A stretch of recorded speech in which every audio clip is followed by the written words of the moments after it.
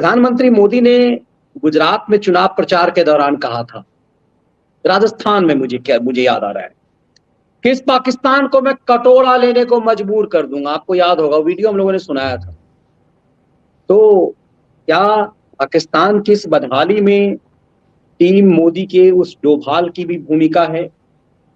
आज जो कुछ भी पाकिस्तान में आर्मी की बटबक की जो बदहाली है, क्योंकि अजीत डोभाल लंबा समय पाकिस्तान में बिताए हुए और उनके दिमाग को विस्फोपरा कहा जाता है सर। तो क्या पाकिस्तान की तबाही और पीएम मोदी क्यों हल्के में यूं ही कह गए कि इस पाकिस्तान को मैं कटोरा लेकर लेने को मजबूर कर दूंगा? और जब तक ये पाकिस्तान कटोरा लेने को मजबूर नहीं होगा, हमारे देश की स्थिति ठीक नहीं होगी, क्योंकि यहाँ के खैराती के पेट पे लात पड़ना बहुत जरूरी है। यहाँ के जो खलियर खैराती हैं ना, जिनका जिनका यूट्यूब चैनल पाकिस्तान के बदौलत चलता है, सर जब आटा लेने की औकात नहीं रहेगी तो डाटा के ले लेंगे वो। अब जिनके पास आटा की औकात नहीं, वो फुलझड़ी बम वहां छेड़ रहे हैं। तो जरा इसे समझाइए कि ये पीएम ने कटोरा की बात क्यों की, और इसमें अजीत डोभाल की कुछ भूमिका आपको नजर आती है क्या? वो क्या नाम लूं मनीष जी, ज्यादा खुलकर नहीं बोलूंगा। मैं दर्शकों को बता दूं कि जो मनीष जी कह रहे हैं उसको एक ही चीज से आप समझ लीजिए, क्योंकि हम लोग कहेंगे तो वो खैराती आ जाएंगे, लठैत आ जाएंगे कि फिर वही मोदी। तो मैं मोदी का जिक्र कर नहीं रहा था कि 2014 आज की तारीख में इंटरनेट, गूगल सब उपलब्ध है, चाहे जिस पैरामीटर पर जो आपकी समझ में आए उस पैरामीटर को उठा लीजिए और उस पैरामीटर पर जरा तौल लीजिए कि 2014 में पाकिस्तान की हालत क्या थी और 2023 में हालत क्या है।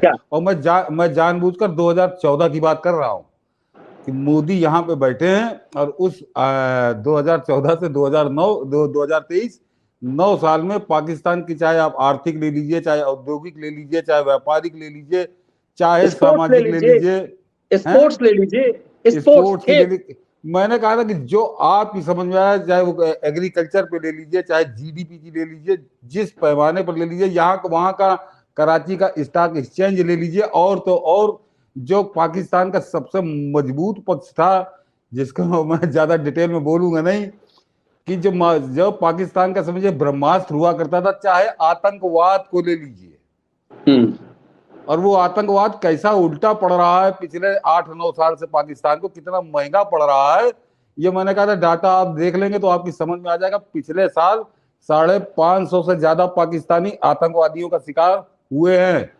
और ये जो अभी आप नाटक देख रहे हैं पाकिस्तान की सड़कों पर, ये अब जरा ज्यादा ये फोड़ा फूट गया है तो मवाद आप बहता हुआ देख रहे हैं।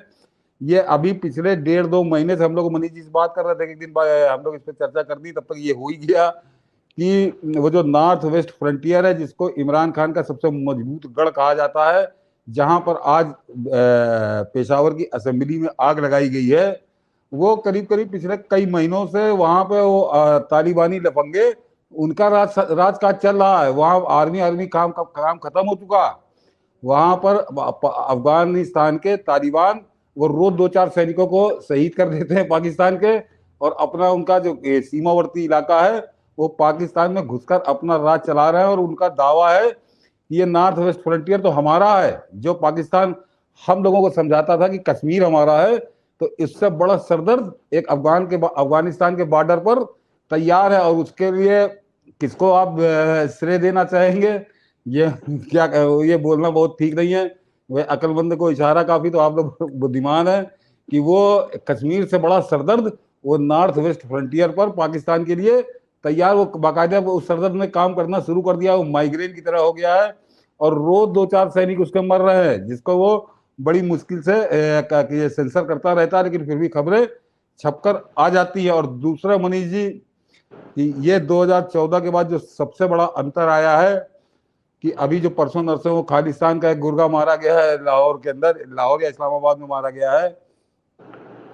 तो ये हिंदुस्तान के 75 साल के इतिहास में हम लोगों ने उस दिन भी कार्यक्रम किया था मनीष जी, जब वो कराची में मारा गया था, कि ये हिंदुस्तान के समझिए 67 साल के बाद 75 साल के इतिहास में ये कालखंड ऐसा है कि हिंदुस्तान के जो दुश्मन है उनको पाकिस्तान में घुसकर मारा जा रहा है। और मारने वाले अज्ञात, हालांकि कल जिसको परसों मारा है उसमें वो मारा गया जिसने उसको मारा था, लेकिन हिंदुस्तान के दुश्मन और पाकिस्तान की धरती पर भी निपटाए जा रहे हैं। तो जो मनीष जी जो बात कह रहे हैं उसका संदेश, उसका संकेत समझिए। और मैंने कहा ना कि चाहे जिस पैरामीटर में देख लीजिए कि 2014 में पाकिस्तान जिस स्थिति में था, उसी पैरामीटर पर देख लीजिए तो आज वो तबाह हो चुका है, भिखारी। ऐसा नहीं कि उससे वो कुछ कम हुआ है या कुछ घटा है, कुछ घटाटा नहीं है, तबाह हो गया, बर्बाद हो गया वो। और आज जो आप ये नजारा देख रहे हैं सड़कों पर, उसकी पृष्ठभूमि वही तबाही है, क्योंकि खाने को आटा नहीं है पब्लिक के पास, खर्च करने के लिए 1 रुपया नहीं है, तो वो उसका नतीजा आज ये आपके सामने है। और इसीलिए कल ही, मेरे ख्याल से कल या परसों मनीष जी किसी ने पूछा था कि पीओके आप कब वापस लेंगे, तो हमने कहा था बड़े आराम से कल ही पूछा था, तो मैंने कहा था रसगुल्ला अभी आप खा चुके हैं, रसगुल्ला भी आ जाएगा, आएगा निश्चित, लेकिन थोड़ा इंतजार करिए। तो ये उसी की पृष्ठभूमि बन रही है। ये पीओके छीना नहीं जाएगा, पीओके लावारिस हो जाएगा कि कोई तो हमको ले लो, और तब हिंदुस्तान का चाहो हम तुमको लिए ले रहे हैं। ये आज की जो शुरुआत है, ये बहुत, ये समझिए हिंदुस्तान के लिए इतिहास के पन्नों में दर्ज होगी, क्योंकि अब पाकिस्तानी, देखिए मनीष जी, ये छोटी मोटी घटना नहीं है, ये 8-10 लोग मर गए हैं अभी तक के जो समाचार है। जिस तरह से पाकिस्तानी एयरबेस में, मतलब समझिए मियावली एयरबेस जो है पाकिस्तान का, बहुत मजबूत एयरबेस है, वहां पर घुसकर फाइटर प्लेन को आग लगा दी गई। जरा सोचिए आप कि ये हिंसा किस स्थिति में है। पाकिस्तान के रेडियो स्टेशन को, जो फैसलाबाद में शायद था, उसको आग लगा दी गई, असेंबली में आग लगा दी गई, जीएचक्यू में पब्लिक घेरे हुए, अभी देखिए रात तक क्या होता है वहां पे।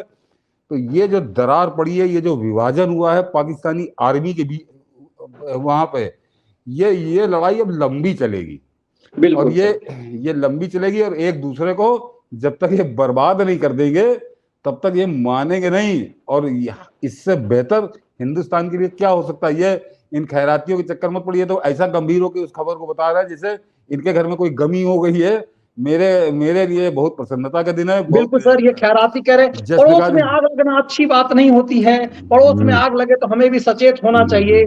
सचेत हम सचेत हैं। और इसीलिए सर, पिछले दिनों जब आपने विश्लेषण किया था कि नोटबंदी जब हुई थी, तो यहाँ के खैराती क्यों परेशान थे, यहाँ के जिहादी क्यों परेशान थे। इस नोटबंदी ने पाकिस्तान की रीढ़ तोड़ दी थी। इस नोटबंदी से यहाँ के खैरातियों का खैरात बंद हो गया था। और इसीलिए 2019 के लोकसभा चुनाव में पाकिस्तान बॉर्डर पर जैसलमेर में, मुझे लगता सभा थी शायद पीएम मोदी की, जिसमें उन्होंने कहा था कि इस पाकिस्तान को यदि मैंने कटोरे लेने पे मजबूर नहीं कर दिया तो मेरा नाम नहीं। मोदी यूं ही कुछ भी नहीं कहते जी। ने कटोरा लेने पे तो मजबूर नहीं किया, कटोरा लेने से ज्यादा बात बहुत आगे बढ़ गई कि अब एक दूसरे का खून पीने के लिए मजबूर कर दिया है। ये तो भूखो तो मरोगे, अब आपस में एक दूसरे का खून पीने को तैयार है, और वो आप देख रहे हैं। तो ये बड़ा गेम है, और जो ना समझे उसको मैं क्या कहूँ, कृतज्ञ है वो, जो इस तरह के नेता को गाली देता है, इस प्रधानमंत्री को कोसता है, तो उसको भी मैं पाकिस्तानियों की तरह इस देश का सबसे बड़ा दुश्मन ही मानता हूँ, और कुछ नहीं। इसके अलावा उनके लिए कुछ नहीं कहा जा सकता। वो देश के दुश्मन है जो इस प्रधानमंत्री को कोसते हैं। और अगर आपको ध्यान हो तो 1-1.5 साल से उस राहुल गांधी ने, जो आधा इटालियन है, मैं उसके लिए यही कहूंगा, जो बताने जा रहा हूँ, कि उसने करीब 1.5-2 साल से उसने अजीत डोभाल को भी गाली बकना शुरू कर दिया है। उनके ऊपर भी कीचड़ वो लगातार उछाल रहा है। और ये दिल्ली में बैठे दलाल खैराती, ये भी उसकी हाँ में हाँ मिलाते हैं। वो वायर और क्विंट अजीत डोभाल के खिलाफ दुनिया भर की झूठी कहानियां प्रकाशित करते रहते। कभी बताते हैं दुबई का एजेंट है, कभी दाऊद का एजेंट है, लेकिन कोई फर्क नहीं पड़ता। लेकिन हाँ, आप लोग याद रखिएगा कि जब पाकिस्तान की है ये आज का घटनाक्रम, हिंदुस्तान के लिए क्या, तो ये जरूर याद रखिए कि ये दिल्ली के खैराती और राहुल गांधी के साथ मिलकर अजीत डोभाल के खिलाफ भी एक बहुत भयंकर षड्यंत्र चला रहा है। अभी कुछ दिन पहले इन्होंने खबर उड़ाई थी कि मोदी नाराज और अजीत डोभाल को हटाया जाने वाला है। हाँ, तो मोदी नाराज थे, वो आज पाकिस्तान में नजर आ रहा है कि मोदी क्यों नाराज थे। इन खैरातियों के मुंह पे जूते की तरह है वो।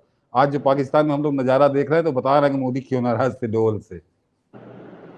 बिल्कुल, और इसीलिए चीजें हम लोग ये जो जहां इशारा कर रहे हैं सर, ये वही बात है कि क्यों इस देश में बॉलीवुड ने हमेशा, और ये हमेशा जाता था शाहरुख खान वहां जाकर, मेरा तो बाप यहीं का था, मेरे बाप का देश है ये। तो ये जिनके बाप का देश था पाकिस्तान बन गया था, जिनके बाप का देश पाकिस्तान बन गया था, आज उन्हें भी अपने बाप के देश में जाकर के उस पीड़ा को हल करना चाहिए। और मैं इसीलिए बार बार, इसीलिए मुझे कई बार सर, इसीलिए इस मुद्दे को मैं उठाता हूं कि पाकिस्तान की तबाही हमारे लिए इसलिए जरूरी है कि पाकिस्तान जब भी थोड़ा बहुत मजबूत होता है, हमने बचपन में उन लोगों को यहाँ तकिया फाड़ते हुए देखा है। पाकिस्तान जब वर्ल्ड कप में किसी मैच में किसी दूसरे देश से जीत गया, भारत से भी किसी मैच में जीत गया, तो ये उन्माद होता था। लेकिन आज पाकिस्तान तो इस कंडीशन में नहीं है कि वो क्रिकेट खेल सके, हॉकी खेल सके।